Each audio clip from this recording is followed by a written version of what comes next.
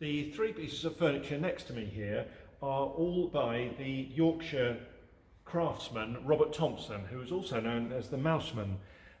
It's a furniture workshop that is still in operation today, run by his descendants. Robert Thompson died in 1955, and his particular feature was to incorporate a little mouse somewhere in the carving. So there is an older piece of original Mouseman furniture, and obviously a much darker colour. So this was quite likely to have been made during his lifetime. These are more modern. The table here is probably 1970s, and again, if you search around on this one, you can see on the upright there's the mouse. Beautifully carved feature on there. And then this one will be slightly more modern again, with a little mouse on that leg. Very collectible items. The earlier pieces that are connected to Robert Thompson himself, such as this stool, are going to be far more desirable, and it's just a beautiful dark colour, that one. So that's going to be estimated probably at sort of around 500 or so pounds. The later pieces you'll find at 200, 300, 400 or so each, something like that, but very sought after items. Right next to it, it's magnificent Islamic lamp. I love this. It's brass with silver inlay, so lots of Arabic text all over, and it's pierced all the way through as well. So it isn't wired at the moment, but it could be wired so that it's lit all inside and cast shadows all over the walls. But that's a top quality temple lamp. Actually, I can just see in the corner here, this is interesting, this is a very unobtrusive looking piece of furniture. It's actually from Malta, and we sold it was a chest of drawers, I think, or a bureau, about 2 or 3 months ago, from the same house this came from. The bureau, I think, was estimated at about £1,000, and it made about 8,000. This is from the same place, so it'll be interesting to see what that makes. Quite scruffy condition, but definitely from Malta. We have walls full of paintings this time, about 350 lots of pictures in this sale. They're just being hung at the moment. And part of that picture sale is a really interesting lot of portraits. Here's the first one on sale, which is an early 19th century English oil painting. Don't know who the artist is on this. They're quite often unsigned, these early portraits, but it's beautifully painted. And this sort of thing generally is in the mid-hundreds of pounds, so £300 to £500 as an estimate, but hopefully we'll make a little more. And I'll just show you some of the other portraits as well. So all around here, all sorts. Interesting hairdo. And all around the wall up here, mainly 18th or 19th century oil paintings there. Some quite desirable sort of studies there. And we'll just have a look through the cabinets here. Some more interesting things here. And these are miniature watercolours painted on ivory. So there are 3 in one lot here. Very finely painted, and better than average, those miniatures. And what else? Lots of interesting Chinese items in this sale again. This is an original tin plate clockwork passenger ship for Mauritania. This dates to about 1910, that one. Probably had some overpainting in places. I think the upper part is original, but I think the hull may have had some overpainting on that, which is quite common. Little painting at the top there by Fred Cuming. Like that one. That's interesting. Some nice silver in this time.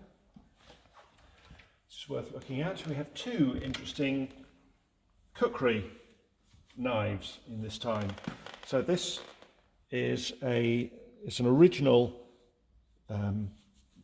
Burmese Gurkha cookery knife, and it's a Second War period one. Very ornate decoration on the scabbard here, and it has a plaque here for the chap that owned it, who is this man here, Captain Gaja Gal, who was awarded the Victoria Cross, as you can see, in 1943. Very brave actions, and this paper details everything he did to be awarded his VC, and the VC is held, I can't remember where it is now, it's in a museum, in the Gurkha Museum, and that was his cookery knife. Estimate on that about £400 to £500. From a different house, another Second War period cookery. These have the miniature knives as well. And it comes with a silver cigarette box that's engraved to the 7th Battalion Royal Malay Regiment, and the cap as well. That all goes with it. So that'll be interesting to see what happens with those. Two nice Jaeger LeCoultre Atmos clocks, two very different models. This one is called the Embassy, probably a 1970s clock, that one, where you can see it's happily working away and it's telling the right time as well. And this one is the usual Atmos, which is in immaculate condition and has just been serviced, and it has its original box and papers, and it's perfect. And they are thousands to buy new. That one is going to be estimated at about 500 or 600 for auction. And we've got lots of things here as well. It's nice. It's a Mont Blanc Greta Garbo edition pen. The box for that one. And the original box there as well. Quite a few, or several Mont Blanc pens in this sale as well. Dunhill lighter. And lots of collections of collectible coins. So these boxfuls of these silver commemorative coins here. There's lots of those there. What else have we got? We'll just have a quick look in the corner here. Lots of port and champagne. Look at that, 3 decanters, Tantalus, at the back of the table there.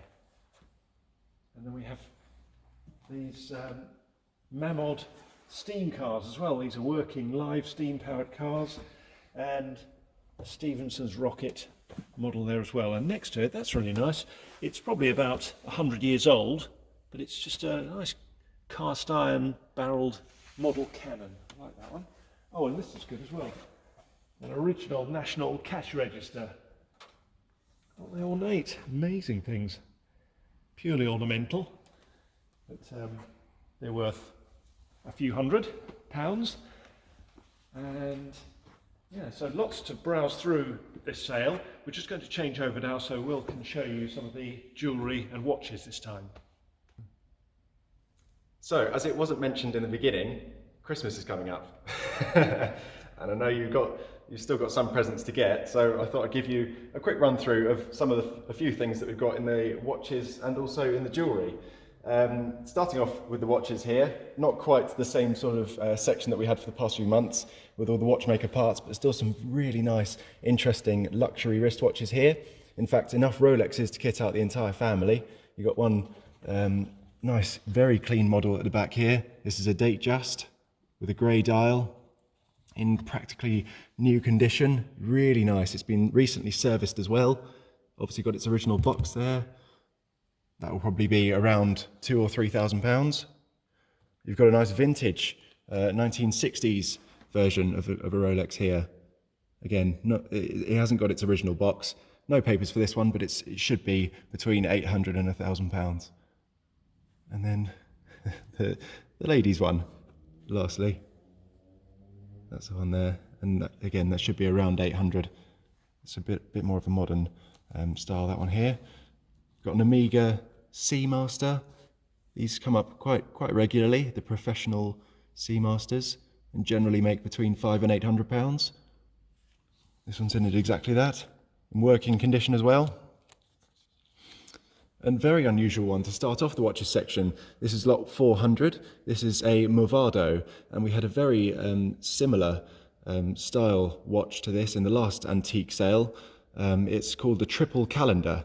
So you can see it has the day aperture on the left here, the month, and then this red hand on the outside ticks around for the date. So you can see in the blue numerals on the out-hand side of the date. And that's called a triple calendar. It's in 18 karat gold. They are quite rare and they can make up to £1,000. So we're hoping for good news for this one, but it's estimated at 500 to 800. And then a very over the top, very eccentric wristwatch, this one. This is by Frank Muller, generally known for his extremely eccentric dials on the wristwatches. This one's fully complete with its box, and it's got papers in there as well, and it's on the original alligator, or pink alligator strap no less, with a diamond clasp. Look at that. And that's in at £3,000 to £4,000, but they can cost up around 10,000, I'm told, at retail. Then onto the jewellery. A very nice, interesting mix to go through this time. Some lovely, beautiful opals you can see here. A lovely opal and ruby collar necklace here. That's lot 501, and then the next lot on, 502, this is an Australian black opal. Look at those, you can see almost flames in that opal. Surrounded by diamonds as well. But that's an extremely unusual looking black opal. That's in at 1,000 to 1,500. A nice Art Deco style diamond bracelet here at the front. I thought if you're going to any fancy parties over Christmas, then perhaps this is the combination you look to go for, with the chandelier style earrings as well. And then one other thing. If you know anyone with the initials SBI, then please refer them to us, because we've got a brooch that they may have potentially lost, but we'll sell it back to them for £50. And I haven't forgotten the gents out there. Perhaps you ladies haven't managed to get yourself together yet for Christmas presents. Well, now's your chance.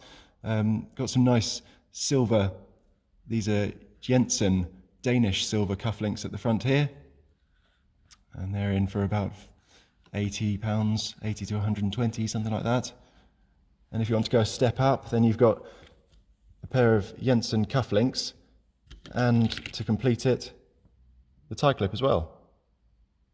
The entire set, or maybe even one step further, and you go to solid gold cufflinks with nice engraved panels on the front. So that's the three tiers that you can expect there for gents, I'm afraid. A lovely diamond cluster halo. That's a pendant necklace here. Some beautiful sparkly diamonds.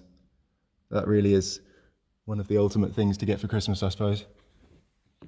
And that's in at £600 to £800. That's lot 524.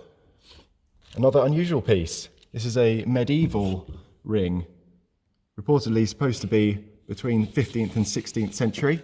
It's got this letter to go with it from a chap at the Department of British and Medieval Antiquities at the British Museum. And the ring I should date between 15th and 16th century, perhaps English. The assistant keeper. And that's dated 1928, that letter. But it's in at £300 to £400 for a medieval ring. What else have we got here? Look at that. Pair of diamond solitaire ear studs. Or perhaps if you want to add some colour to those, then we've got yellow diamond earrings. Lovely diamond clusters there. And we've had some nice loose diamonds in recently. And this has come from a local private estate. It's a fancy yellow diamond, just a loose diamond here. That would be lovely in a ring. Or maybe a nice run of rings coming up here. This is about I think just under 3/4 of a carat. This diamond here in 18 karat gold. Should be around 500 to 700, or maybe one step up again. Look at that, absolute chunk. That's just under 2 carats, that diamond, in an extremely heavy 18 karat gold setting. It's a really sparkly diamond, it's lovely, hardly any inclusions at all. That's expecting to be around 2,000 or 3,000. Maybe a step up again. Yep, 524. This is a 4 carat, well, over a 4 carat diamond. Not every day that you see that sort of chunk inside a ring. And that's expected to be around 8,000 to 10,000, that one. Or maybe, perhaps you can't quite stretch the money to these sorts of things, and maybe just look the part. These are actually just glass stones, but they are in a nice platinum setting. And that's a lot on its own, 594. But don't cheap out too much, gents. But she might fall for it, you never know. So this is the last sale of the year, so please do come along, have a look at all of the lots on the catalogue online as well, and we hope to see you there. Thank you very much.